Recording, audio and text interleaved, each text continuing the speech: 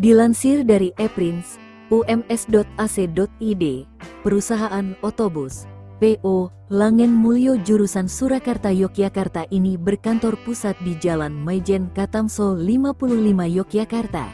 Rute yang dilalui adalah Terminal Yogyakarta, Janti, Prambanan, Klaten, Penggung, Delanggu, Kartasura, Terminal Surakarta. Dilansir dari Instagram @busklasik, inilah foto lawas bus Langen Mulya tahun 1970 sampai tahun 1980-an. PO Langen Mulyo salah satu perusahaan bus pariwisata yang sudah lama ada di Yogyakarta. Dilansir dari kanal YouTube Jody Y, Langen Mulyo merupakan perusahaan otobus yang sudah ada sejak tahun 1960-an 1970-an. Bus legenda ini kini sudah turun generasi dan namanya berubah menjadi PO Langen Mulya Putra. Inilah kumpulan beberapa foto bus ini.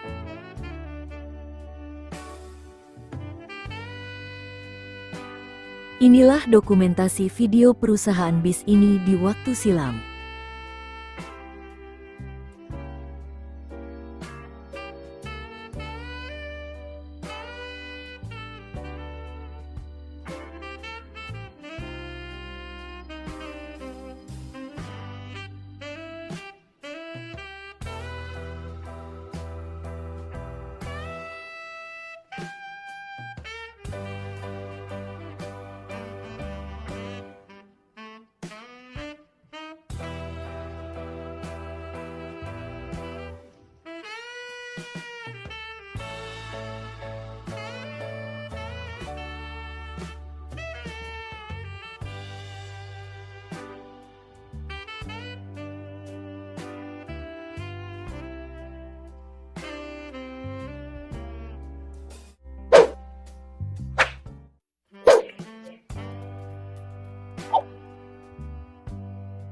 Karya Jasa adalah sebuah perusahaan yang bergerak dalam bidang jasa transportasi.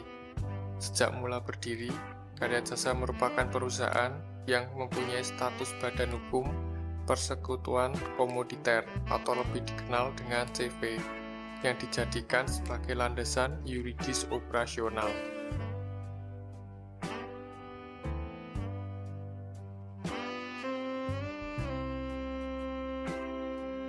Bentuk badan hukum CV sengaja dijadikan sebagai alternatif pilihan untuk landasan yuridis operasional karena Karya Jasa didirikan oleh beberapa orang yang kebetulan mempunyai bidang usaha yang sama, yaitu truk sebagai alat transportasi barang.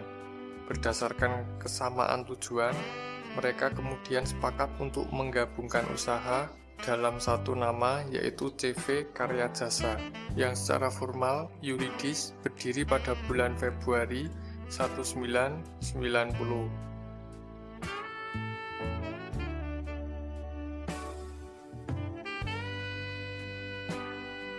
Perkembangan selanjutnya, usaha untuk transportasi truk dirasa kurang menggairahkan akibat semakin merebaknya usaha yang bergerak dalam bidang tersebut.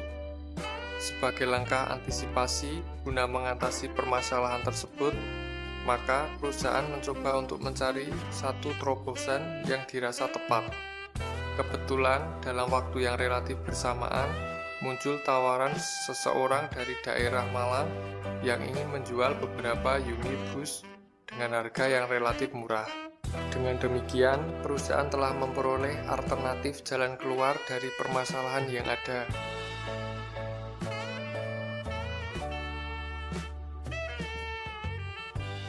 Selanjutnya, Bapak Wibisono selaku manajer pelaksana berniat untuk menanggapi tawaran tersebut.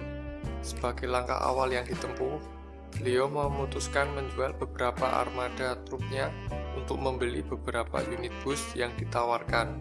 Namun, kemudian terjadi perbedaan pendapat dalam tubuh organisasi.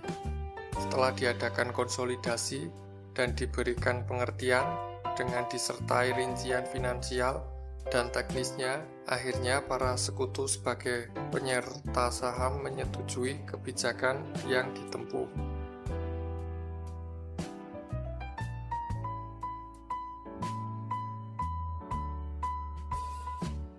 Dengan demikian, usaha bidang transportasi truk secara resmi dihentikan kegiatannya pada tahun 1994. Usaha truk di sini tidak mutlak dihentikan, tetapi perusahaan juga masih menjalankan dalam armada yang terbatas.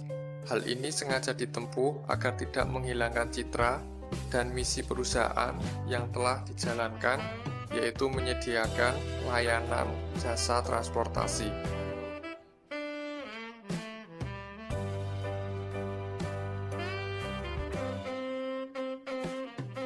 Akhirnya, perusahaan bersedia menerima tawaran untuk membeli beberapa unit bus dari Malang tersebut.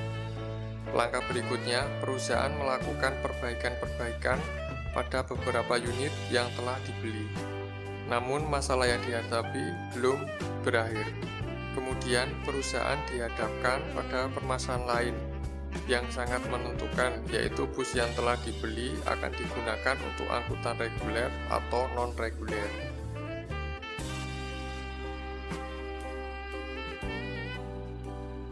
Perusahaan memutuskan bahwa bus yang telah dibeli digunakan untuk angkutan non-reguler. Keputusan ini diambil berdasarkan beberapa pertimbangan, dari sisi teknis maupun pemeliharaannya, sehingga bus-bus tersebut nantinya diharapkan akan dapat bertahan lama.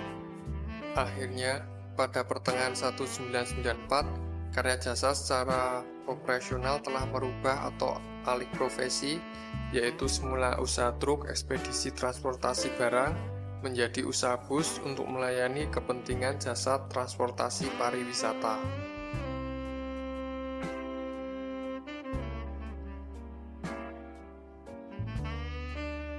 Berdasarkan kronologis yang terjadi, dapat dikatakan bahwa Karya Jasa dibentuk bukan karena adanya peluang pasar transportasi pariwisata. Hal ini terjadi memang secara kebetulan dan benar-benar terjadi di luar kendali perusahaan. Kemudian, perkembangan perusahaan telah menunjukkan pertumbuhan yang menggembirakan.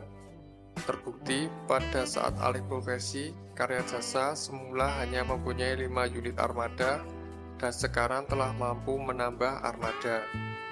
Dengan demikian, dapat dilihat bahwa Karya Jasa telah mampu menunjukkan keberadaannya sebagai sebuah perusahaan yang bergerak di bidangnya, yaitu transportasi layanan pariwisata.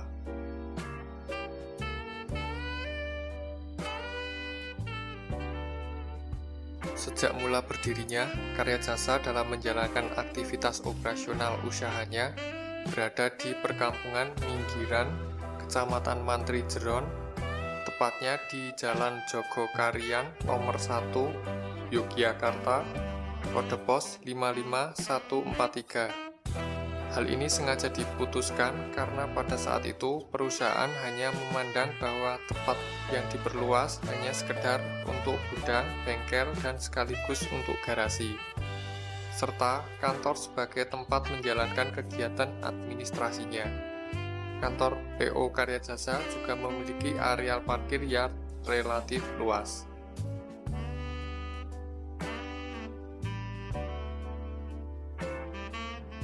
Visi PO Karya Jasa. Pertama, menjadi salah satu perusahaan terbaik di bidang jasa. Kedua, menjadi perusahaan transportasi nasional.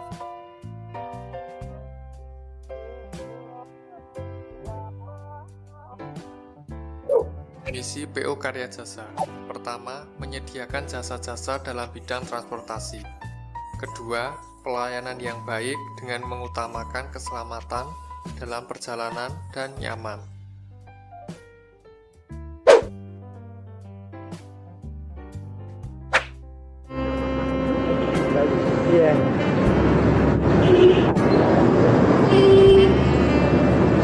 Moda transportasi andalan lain adalah bus yang dioperasikan PT Beker. Orang menyebutnya sebagai bus Beker. Bus yang melayani rute Yogyakarta-Kaliurang ini pernah berjaya pada 1990-an. Salah seorang yang masih mengingat masa jaya tersebut adalah Christian Toro, Akamsi Condong Catur, Sleman. Pria yang kini punya usaha warung makan ini ingat betul, saat masih muda ia bersama teman-temannya kerap traveling ke Kaliurang naik bus Beker.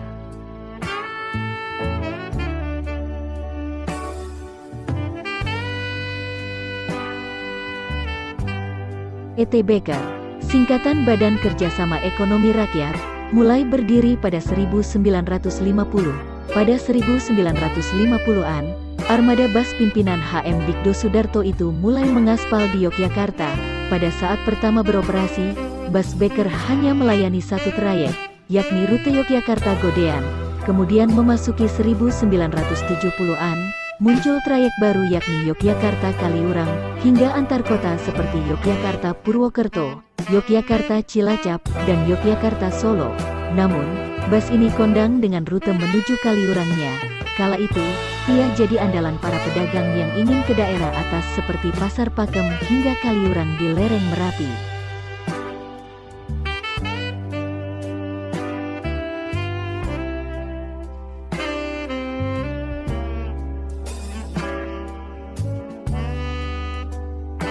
Bus Beker memulai start dari Terminal Umbul Harjo, sekarang XT Square, kemudian ngeteng di shopping, dan finish di Terminal Telogo Putri. Kaliurang, Beker menjadi kondang karena merupakan satu-satunya sosok big bus yang mendaki lereng Gunung Merapi. Pada waktu itu, Bus Beker mudah dikenali karena liverinya yang khas. Ia punya warna dasar putih berbalut biru muda dengan garis kuning melintang di bodinya.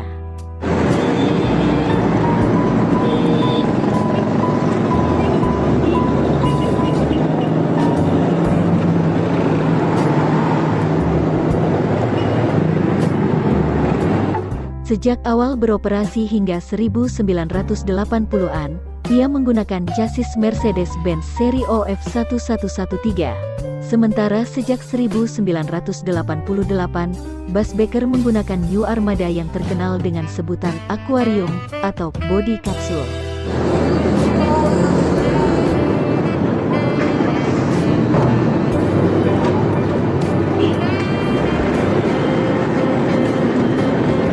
Hal lain yang jadi legenda dari bus ini adalah bodinya yang reyot tapi kuat tanjakan. Christian Toro ingat betul, pada 1990-an hampir semua tampilan Bus Beker tampak sudah sangat tua. Tapi kalau nanjak Kaliurang, nggak ada lawan.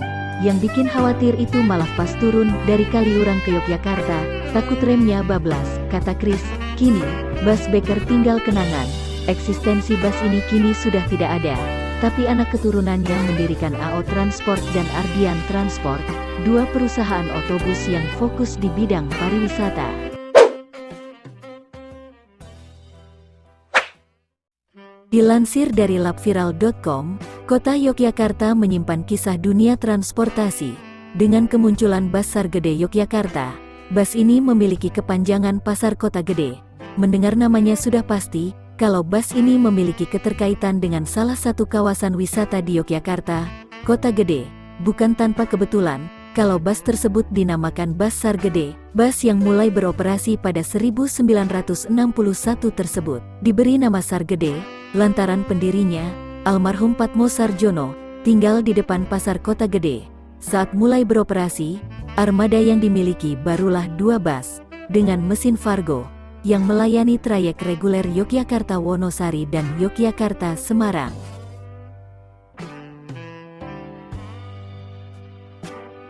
Meski saat itu baru segelintir bus, perusahaan otobus Sargede bisa disebut sebagai PO Sultan, karena memiliki lahan garasi seluas 5 hektare di Semarang. Trayek Yogyakarta-Wonosari sempat dihentikan layanannya, dan kemudian dibuka lagi pada 1985. Pada saat kepemilikan dipegang anak dari Patmo Sarjono, yakni Parmadi. Parmadi dulu dikenal sebagai seniman Yogyakarta, dan sering tampil di TVRI lokal.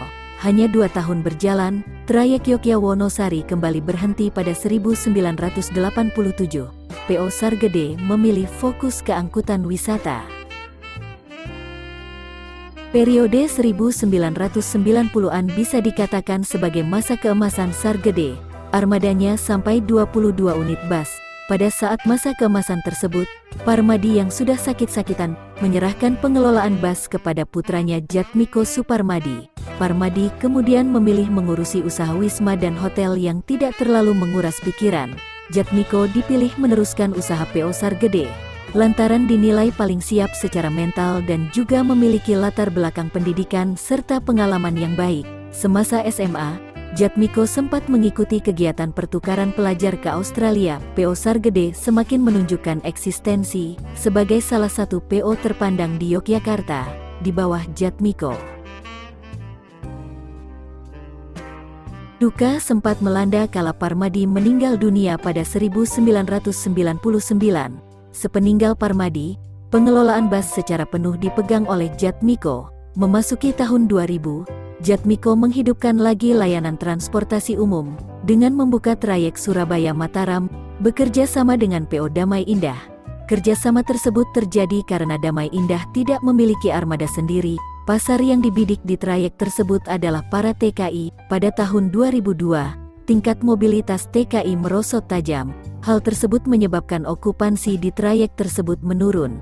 Imbas dari kondisi itu, kerjasama tersebut berakhir.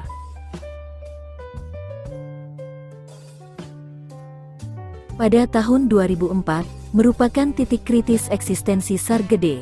Di tahun tersebut istri mendiang Parmadi meninggal dunia. Eksistensi Sargede terancam saat tak ada yang mau meneruskan usaha tersebut. Akhirnya Jatmiko yang mengalah meneruskan usaha Sargede.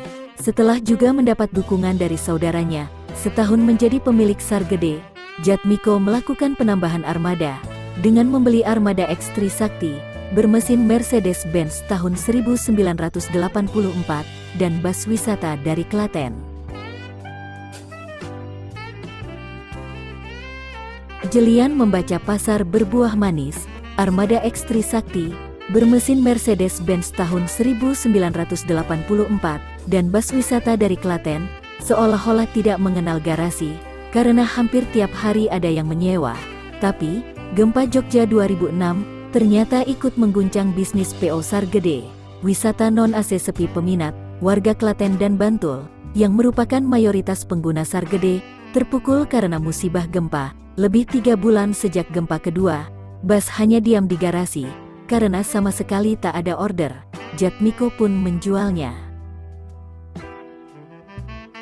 Jatmiko menceritakan, sejak tahun 2010, memang sudah ada rencana untuk alih usaha dari bidang transportasi, mengingat banyaknya tantangan di bisnis transportasi. Mulai tahun 2012, dimulailah program pengurangan armada dengan target pada tahun 2015.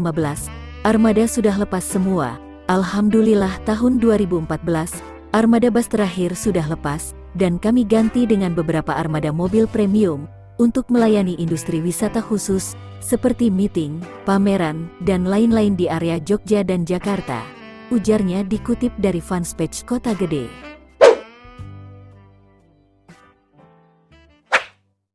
Dilansir dari busdalamfoto.blogspot.com, keberadaan perusahaan otobus di Yogyakarta, sejak awal berdirinya tidak lepas dari upaya pemerintah di era itu.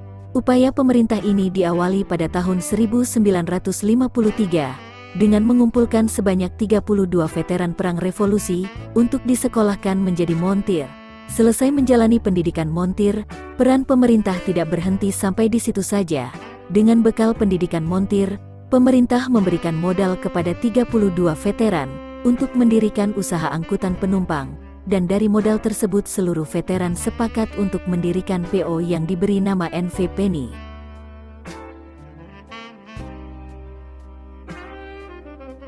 Dengan modal pemerintah tersebut, PO Penny miliki 5 bus bermesin Ford, yang keseluruhannya digunakan untuk melayani trayek Yogyakarta-Solo PP. Sehingga boleh dikatakan PO Penny merupakan PO pertama non-plat merah, subsidi pemerintah, yang menjalani rute Yogyakarta-Solo. Memang, untuk trayek Yogyakarta-Solo kala itu belum seramai sekarang. Interval masing-masing bus bisa mencapai lebih dari 15 menit. Selain PO Penny, sebenarnya saat itu sudah ada beberapa PO lain yang melayani rute Yogyakarta-Solo. PO tersebut antara lain PO Kidang Mas, tutup usaha tahun 1975, PO Kilat, tahun 1980 Gulung Tikar, dan Damri Kantor Yogyakarta.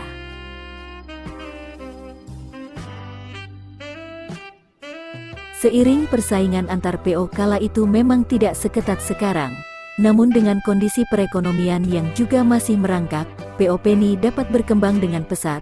Hal ini terbukti dengan cepatnya PO Penny membayar pinjaman kepada pemerintah. Padahal satu buah bus Ford saat itu seharga 70.000, dalam kurun waktu 1 tahun telah balik dananya. Dengan kondisi manajemen PO yang sehat dan mampu bersaing dengan PO lainnya, maka menginjak tahun 1960, armada PO Penny mencapai belasan bus. Di tengah giat-giatnya PO Penny meningkatkan kinerja perusahaannya, pertengahan tahun 80-an, mulailah bermunculan para pesaing PO Penny, bahkan tidak hanya siap bersaing. Para pesaingnya juga mampu memberikan pelayanan kepada penumpang dengan armada baru.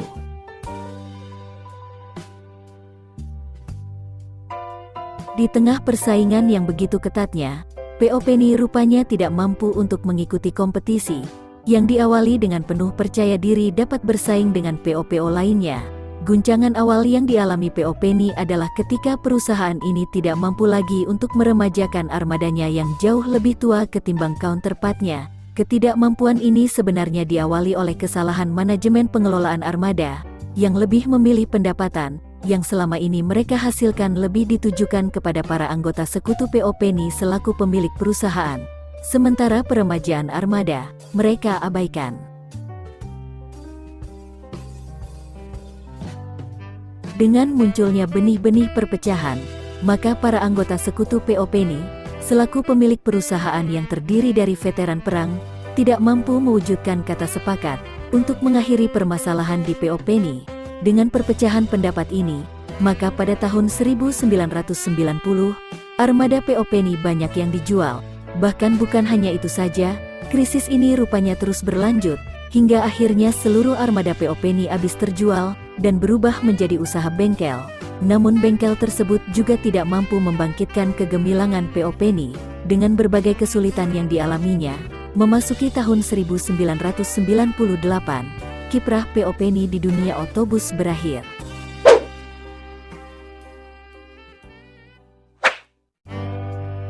Jogja pernah punya bus-bus yang dicintai serta diandalkan warganya. Hanya saja, banyak perusahaan otobus tidak bisa bertahan menghadapi gempuran zaman.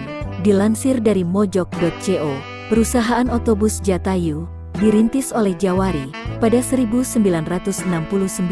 Awalnya, Jatayu dirancang melayani jasa angkutan untuk antar kota dalam provinsi atau AKDP. Rutenya ada Yogyakarta Kretek PP, Yogyakarta Serandakan PP, Yogyakarta Solo PP, dan Yogyakarta Parangtritis PP.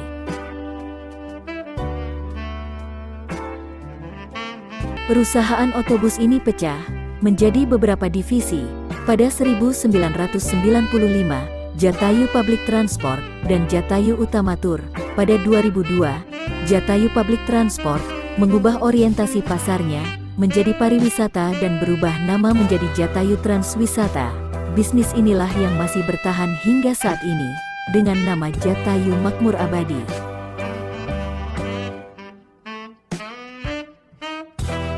Kemudian dilansir dari wikipedia.com, pada tahun 2013, Jatayu Makmur Abadi meremajakan armadanya dengan bus baru, sehingga diharapkan pelayanan menjadi lebih baik. Pada tahun 2019, perusahaan otobus Jatayu Makmur Mandiri kembali menggunakan bus baru untuk melayani perjalanan wisata konsumen dan pelanggan setia.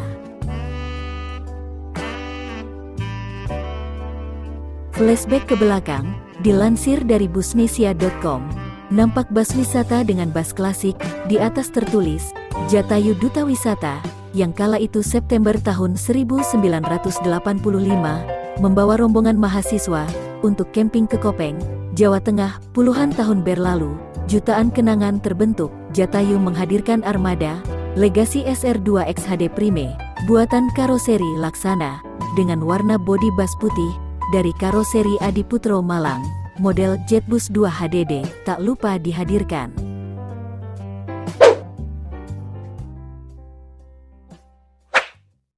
Salam bahagia untuk kita semua.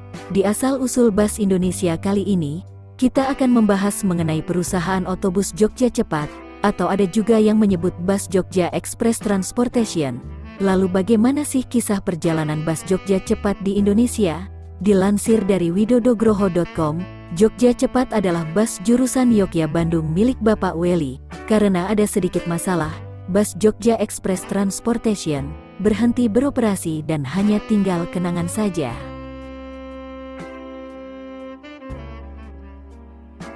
Bus Jogja Cepat, dulu sering disebut juga JET, tidak diketahui secara pasti kapan tepatnya perusahaan otobus ini berdiri, tapi dulu sekitar tahun 1980-an, Bus Jogja Cepat bersaing dengan perusahaan otobus muncul, perusahaan otobus Super Armada.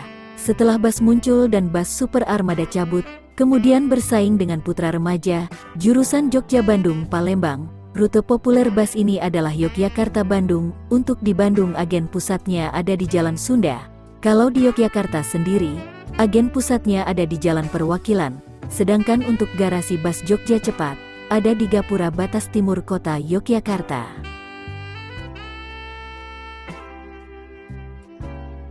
Dilansir dari beberapa sumber, armada Bus Jogja Cepat mayoritas mengandalkan chassis Mercedes-Benz, mulai dari seri LP911, Mercedes-Benz seri OF dan Mercedes-Benz seri OH Prima. Sekitar tahun 1998, Bus Jogja Cepat juga menggunakan chassis Nissan RB. Untuk bodi bus, mayoritas menggunakan karoseri Morosai, hasil karya Jogja Express Transportation sendiri. Jogja Cepat melayani trayek antara lain Yogyakarta-Bandung, Wonosari-Bandung, Solo-Bandung, Wonogiri-Bandung. Sekitar tahun 1990-an, Jogja Cepat juga mempunyai trayek Bandung, Blora, Cepu. Kemudian Jogja Cepat terakhir mengakuisisi Sari Harum, tujuan Solo, Madiun. Di masa keemasannya, perusahaan otobus lain memberangkatkan 2 atau 1 unit bus per hari, akan tetapi, Bus Jogja Express Transportation atau JET bisa memberangkatkan 10 unit bus per hari. Dilansir dari berbagai sumber informasi yang didapat, Jogja Cepat atau JET bangkrut karena ada masalah keuangan, imbas dari kerusuhan dan krisis moneter 1998. Karena kejadian tersebut, menjadikan harga spare part bus naiknya tidak masuk akal. Dengan berhenti beroperasinya Jogja Cepat, maka trayek Yogyakarta-Bandung dilepas ke beberapa perusahaan otobus, antara lain, trayek diambil oleh Bus Rajawali, trayek dipegang oleh Bus Kramat Jati, dan trayek diadopsi Bus Bandung Express. Nah, itulah kisah perjalanan panjang perusahaan bus di daerah istimewa Yogyakarta. Terima kasih telah menonton video ini. Buat yang nonton sekali lagi mohon maaf. Bila ada kesalahan di episode kali ini mohon dimaafkan. Dan kalau ada informasi yang salah atau ada tambahan informasi, langsung dibenerin aja di kolom komentar. Semoga bermanfaat, sampai jumpa di next video. Semoga bahagia semua.